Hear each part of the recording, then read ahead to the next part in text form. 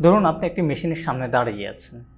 মেশিনের পাশে একটি কম্পিউটার আছে, যেখানে একটা সফটওয়্যার আছে, যে সফটওয়্যারটি এই মেশিনের জন্য প্রোগ্রাম থেকে শুরু করে এরর ডিটেকশন সবকিছু অটোমেটিক করতেছে। আপনার ১ ঘন্টার কাজ সে ১ মিনিটে শেষ করে দিল। তখন মাথায় একটাই কোয়েশ্চেন আসবে যে আমার কি দরকার? আমি যেটা রিয়েল লাইফে দেখতেছি, সিএনসি সেক্টরের একটা বড় অংশ অলরেডি চেঞ্জ হয়ে গিয়েছে। আগে আমরা কি করতাম? ড্রয়িং নিতাম, প্রোগ্রাম করতাম এবং বারবার সেটাকে ট্রায়াল দিতাম। ট্রায়াল দিয়ে একটা প্রোডাক্টে আমরা গিয়ে নিয়ে আসতাম। এখন অনেক জায়গায় অপারেটরকে প্রোগ্রাম লিখতেও হয় না, সফটওয়্যার জেনারেট করে, অপারেটর শুধু একটু চেক করে আর রান বাটনে পুশ করে।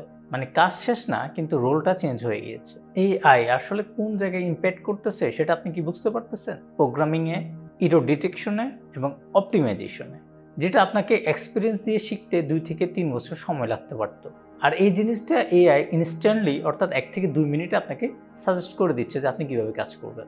এখন প্রবলেমটা কোন জায়গায়? এখন আপনি যদি বটন চাপার অপারেটর হন, তাহলে আপনি খুব ইজিলি রিপ্লেস হয়ে যাবেন, কারণ একটা এআই এজেন্ট দিয়ে 100 জন পুশ করা অপারেটরের কাজ 1 সেকেন্ডে করে ফেলা যাচ্ছে। সো আপনার কোনো প্রয়োজন নেই কোম্পানিতে, কারণ মেশিন অলরেডি স্মার্ট হয়ে যাচ্ছে। আপনি যদি দেখেন কয়েকটা ভিডিওতে, যে আগে যে অপারেটররা স্টক মাল মেশিনে দিয়ে দিচ্ছে এবং কাজ শেষে বা অপারেশন শেষে সেই বের করে নিয়ে আসতেছে, আবার আরেকটা দিচ্ছে। এই কাজটাও কিন্তু এখন রোবট করতেছে, অর্থাৎ এআই দ্বারা রোবট করতেছে। সো সেখানেও আপনার কোনো আর ভ্যালু নেই। সো একটা কথা বলি, সব সিএনসি অপারেটর কিন্তু সেফ না। কিছু অপারেটর অলরেডি রিস্কে আছে। তারা কারা? যারা শুধু মেশিন চালাতে পারে, প্রোগ্রামিং বোঝে না, সফটওয়্যার ইউজ করতে পারে না, ওরা খুবই রিস্কে আছে।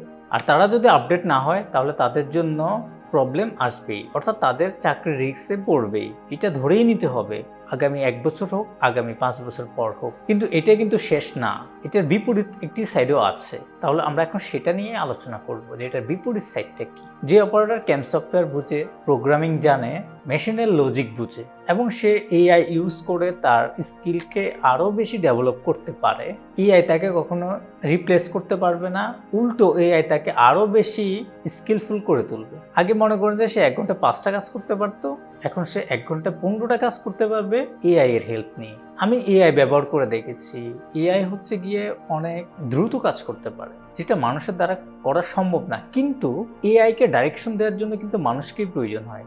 এআই কিন্তু নিজে নিজে কাজ করতে পারবে না যতক্ষণ পর্যন্ত আপনি ওকে কাজ না করাইতে পারেন। সো আপনাকে অবশ্যই এআইকে কিভাবে করে আপনার কাজে ইউজ করতে হবে, আপনার ইন্ডাস্ট্রির কাজে ইউজ করতে হবে, আপনার সিএনসি মেশিনের কাজে ইউজ করতে হবে, এই জিনিসগুলো আপনাকে গিয়ে অ্যাডপ্ট করতে হবে। তাহলেই গিয়ে আপনি এআইকে তার ফুল পটেনশিয়ালে ব্যবহার করতে পারবেন। তাহলে ফাইনাল কথায় আসি, এআই কিন্তু সিএনসি অপারেটরদেরকে রিপ্লেস করবে না, রিপ্লেস করবে জেনারেল অপারেটরদেরকে, অর্থাৎ যারা গিয়ে একদম জেনারেলি মেশিন চালানো ছাড়া আর কিছুই জানে না। আর যারা এআই জানে, যারা স্কিল অলরেডি আছে, তাদেরকে এআই আরও বেশি আপগ্রেড করবে। এখন ডিসিশন আপনার। আপনি কি শুধু মেশিন চালাবেন, নাকি আপনি মেশিনকে কন্ট্রোল করবেন? আপনি যদি সিএনসি প্লাস এআই শিখতে চান, অর্থাৎ সিএনসি ফিল্ডে বা ইন্ডাস্ট্রিয়াল ফিল্ডে কীভাবে করে আপনি এআই ইউজ করে আপনার স্কিলকে আরও বেশি ডেভেলপ করতে চান, তাহলে কমেন্ট বক্সে অবশ্যই এআই লিখবেন। আমরা এআইয়ের উপরে আরও বেশি আমি দেখাবো কীভাবে করে এআইকে আপনি এক্স্যাক্টলি ইউজ করতে পারবেন, কারণ এআই দিয়ে অলরেডি ইন্ডাস্ট্রি চেঞ্জ হয়ে গিয়েছে।